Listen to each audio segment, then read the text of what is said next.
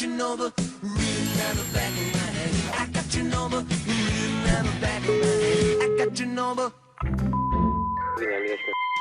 Dag. Ben ik bij Brasserie? Ja, hè? Ja, inderdaad. Ah, top. Ik spreek met Kathleen van de Wegen.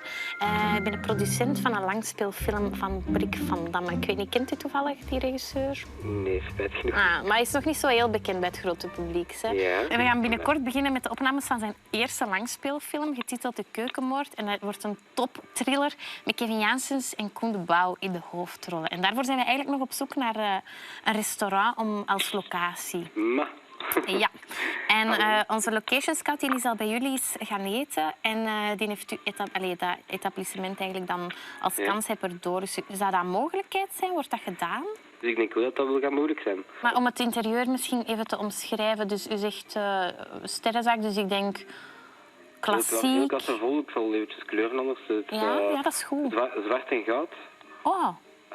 Ja, zwart goud met parket op de grond. Dat is perfect.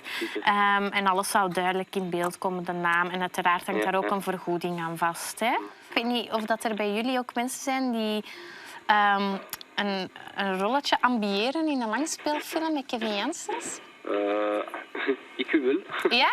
Oh, dat is Zeker. super. We hebben dus de scène die we daar gaan draaien.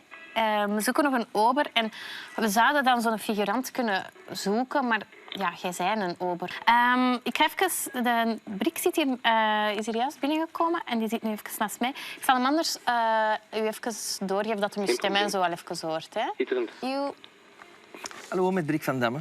Ja, goedendag. Mag ik u alvast bedanken voor de medewerking. Als u dat goed vindt, kunnen we even die twee... Het zijn maar 2 lijntjes tekst dat u zou hebben. Dat we dat even overlopen voor te horen of dat al goed klinkt. Zeg maar. Goed. Wij spelen inspecteur Sluithuizen en inspecteur Campanelli. Ja. Die in werkelijkheid gespeeld worden door Kevin Janssens en Koen de Bouw. Ja, en u bent, die kent u, hè? En u bent een ober die ons bedient. Ja. En uw 2 replieken die volgen telkens na het woordje lekker. Dus elke keer als u het woordje lekker hoort... Ja. Dan gaat uw eerste zin zijn de spaghetti voor meneer.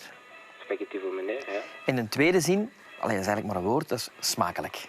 Oh, oké. Elke keer na lekker. Ja. Goed, we beginnen. Interieur. Restaurant. Avond. Inspecteur Sluithuizen en inspecteur Campanelli zitten aan een tafeltje.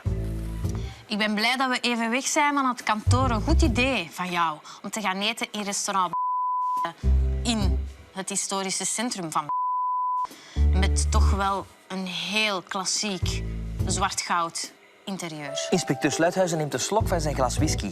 Maar nu ik er zo zit, Campanelli, ik weet het toch allemaal zo niet. Het interieur lijkt in elkaar geflanst door 5 dronken apen. Bij het lezen van de kaart heb ik al een beetje overgegeven in mijn mond. Bovendien, het ruikt hier naar een bordeel in Calcutta. Ja, inderdaad. En niet alleen hebben we een half uur rondgereden voor we parkeerplaats vonden. We wachten al een uur op onze bestelling. Het enige wat hier mijn appetijt opwekt is dat grietje daar aan het tafeltje in de hoek. Die is lekker. Een spaghetti voor meneer. Dank je wel.